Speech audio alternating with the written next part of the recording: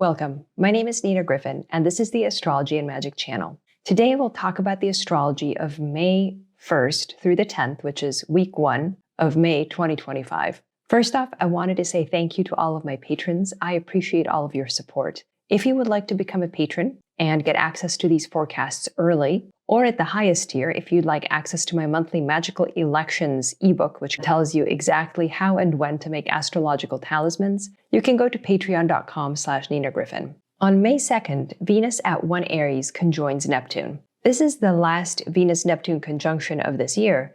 If you recall, Venus conjoined Neptune in Pisces twice, when she was direct on February 1st, and then when she was retrograde on March 27th. So the last conjunction, which is in Aries, takes the development of the theme of inwardness and illusion, which is ruled by Pisces, into Aries, the outward projection of vision. Venus in Pisces is silent because Pisces is a mute sign, but there is a great deal going on under the surface, especially emotionally. Now it's time for the result to come into the light of day into Aries, and to see the fruits of all of this Pisces activity. So let's see the fertile, seductive visions that Venus and Neptune have been working on. May 5th, Mercury at 22 Aries will sextile Jupiter in Gemini.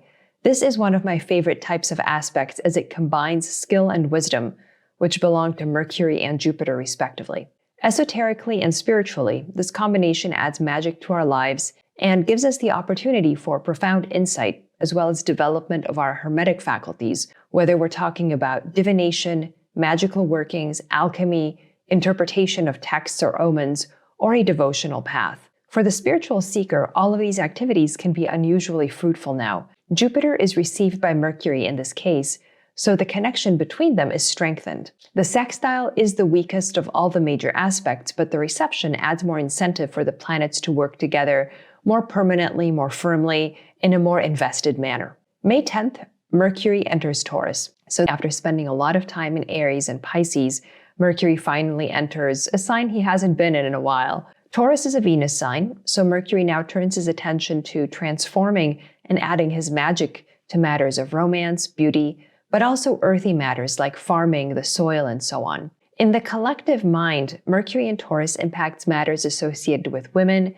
and the LGBTQ community, but also issues of fertility in children, since the moon is exalted in Taurus, so she has some say over Taurus's significations as well. From an alchemical standpoint, Mercury in an earth sign is the dark stage of the alchemical process, the darkening and deepening of the matter being worked on. This is a fertilizing period for Mercury in the sense of planting seeds of magic for future growth. Perhaps we should name this the magic beans transit. Who knows what interdimensional ladders will sprout from these harmless little seeds. Thanks for watching. I'm Nina Gryphon, and this is the Astrology and Magic channel.